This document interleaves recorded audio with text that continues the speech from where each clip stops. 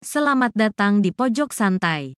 Sebelum Anda mendengarkan audiobook ini, kami menginformasikan bahwa channel ini adalah review audio dari buku yang ada di Indonesia. Untuk membaca keseluruhan buku ini, kami menyarankan membeli buku aslinya di toko buku kesayangan Anda, baik offline maupun online. Keberadaan channel ini dimaksudkan untuk membantu Anda mendapatkan pengetahuan dari buku-buku kesayangan Anda. Jangan lupa untuk subscribe, like, dan komen.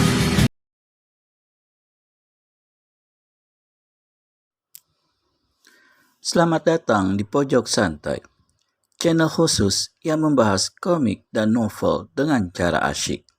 Rasa penasaran memaksa Wiro Sableng alias Pendekar Kapak Maut Naga Geni 212 untuk mencari Goa Belerang.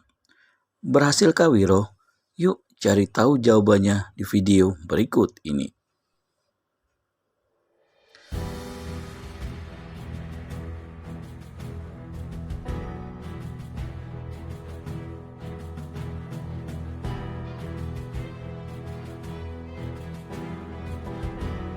Apakah mereka semuanya juga kena ditotop? Dan apa yang tengah dilakukan si rambut putih panjang itu terhadap mereka? Wiro saat itu merasakan dirinya seperti seekor lalat yang sesudah dipukul dibiarkan tak peduli begitu saja. Tiba-tiba si rambut putih angkat kedua tangannya. Suara lafaz mantranya semakin keras. Kedua tangan kemudian turun lagi untuk mengangkat sebuah panci tanda besar yang berisi air putih dan kembang 7 rupa. Aneh sekali, air yang di dalam baskom itu kemudian memancur 8 dan setiap pancuran jatuh ke atas kepala masing-masing gadis baju biru. Wiro terlongok-longok saking kagumnya. Kehebatan tenaga dalam manusia rambut putih itu benar-benar luar biasa. Seorang yang tenaga dalamnya sudah mencapai tingkat sempurna bisa saja membuat air di dalam panci tanah itu muncrat ke atas. Tetapi untuk membaginya dalam 8 pancuran itu bukan satu hal yang mudah. Tidak sembarang manusia bisa melakukannya. Eyang Sinto Gendang sendiri mungkin belum tentu dapat. Begitu air dalam panci tanah habis, si rambut putih turunkan panci itu. Kembali terdengar suara lafaz mantranya yang seperti lembah bersarang itu.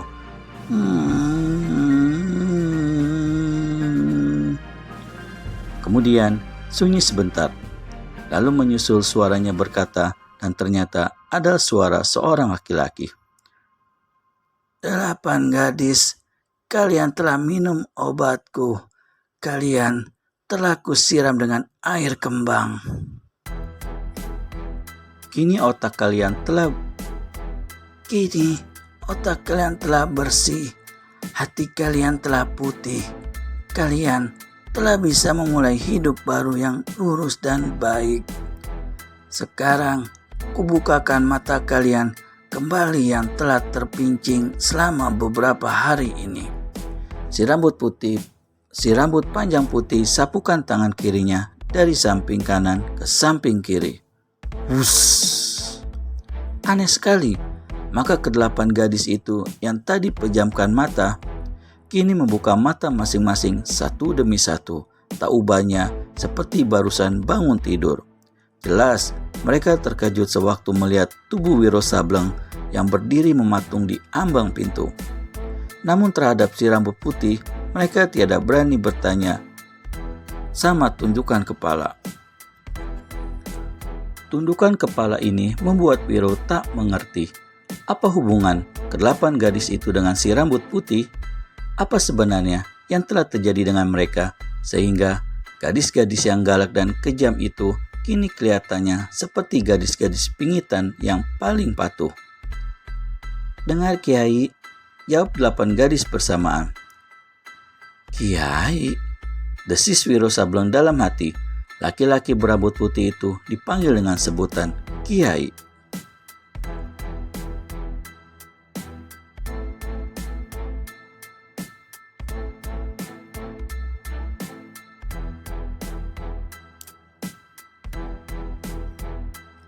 Dan Wiro heran, padahal ke-8 gadis itu tadi meramkan mata seperti orang tidur.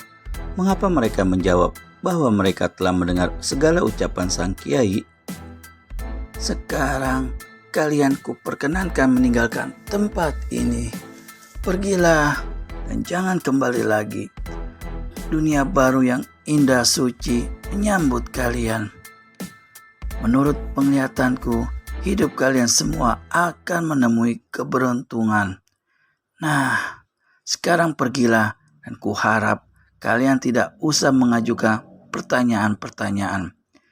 Tinggalkan Pulau Madura, jangan kembali lagi untuk selama-lamanya. 8 gadis itu saling pandang satu sama lain, lalu serentak mereka berdiri. Setelah menjura berulang kali di hadapan laki-laki berambut putih panjang, mengucapkan terima kasih dan berpamitan, maka semuanya melangkah ke pintu dengan menundukkan kepala. Setiap mereka melirik ke samping, sewaktu mereka melewati pendekar 212 yang berdiri mematung di ambang pintu itu. Setelah ke-8 gadis itu berlalu, laki-laki berambut putih untuk pertama kalinya balikan badan dan berdiri. Ternyata dia adalah seorang tua renta yang bermuka licin klimis. Menurut Wiro, umurnya lebih tua dari Eyang Sinto Gendeng.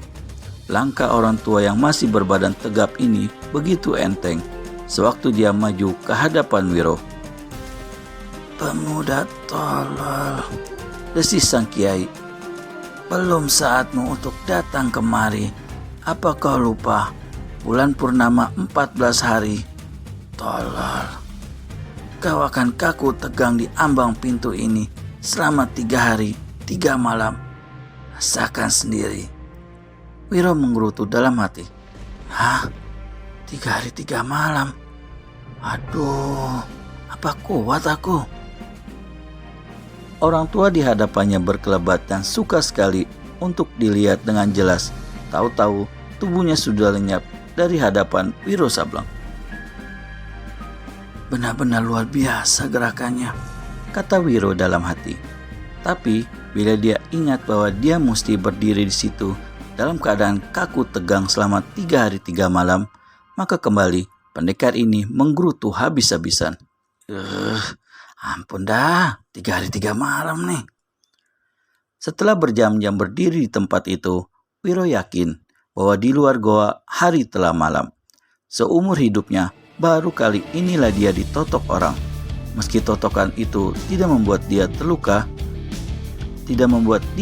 di dalam, tapi mematung demikian rupa selama 3 hari 3 malam sungguh merupakan siksaan bagi Wiro Sableng. Hatinya kembali memaki-maki sewaktu perutnya mulai mengeluarkan suara bergereokan tanda minta diisi. Aduh, diamlah perut, siap. Rutuk Wiro. Selama 3 hari 3 malam, kau tak akan mendapat isi. Mendadak, baru saja dia habis memaki demikian, sesosok bayangan biru berkelebat, dan tahu-tahu Inani berada di hadapan Wiro Sableng. Sang pendekar memandang tak berkedip pada gadis jelita berkulit kuning langsat ini dan berpikir-pikir mengapa pula gadis ini muncul di dalam gua kembali, padahal dia sudah disuruh pergi oleh laki-laki tua tadi dan tidak diizinkan kembali lagi. Saudara, aku akan tolong lepaskan totokanmu, kata Inani pula setelah mereka berperang pandang beberapa ketika lamanya. Wah, bagus, ujar Wiro dalam hati. Dia gembira. Inani maju satu tindak. Tangan kanannya dengan cepat bergerak untuk membebaskan totokan di tubuh Wiro Sableng.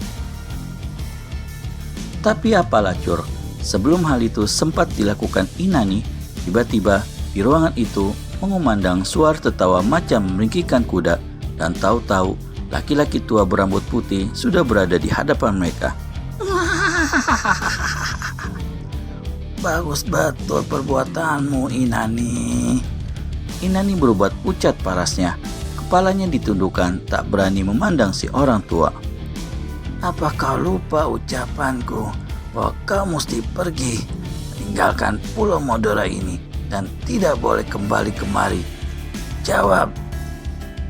Mohon maaf Kiai, aku Kau juga tolol, sentak sang kiai. Apa perlu kau kembali datang kemari? Apa perlu kau tolong pemuda ini? Jawab. Maaf kiai, apa dia kekasihmu? Merah paras Inani, kepalanya semakin ditundukkan. Apa dia gendakmu? Tambah merah paras gadis berbaju biru itu. Jawab, kenapa kau mau membebaskan dia? Aku merasa berutang budi padanya kiai, saut Inani. Utang budi macam mana? Apa dia pernah menolongmu? Inani menggigit bibirnya. Dia kembali ke situ karena merasa kasihan melihat virus Sableng ditotok. Apa yang terjadi selanjutnya dengan Inani? Temukan jawabannya di video selanjutnya hanya di channel Pojok Santai. Segera subscribe dan tekan tombol lonceng untuk mendapat notifikasi video terbaru dari kami. Terima kasih dan sampai bertemu kembali.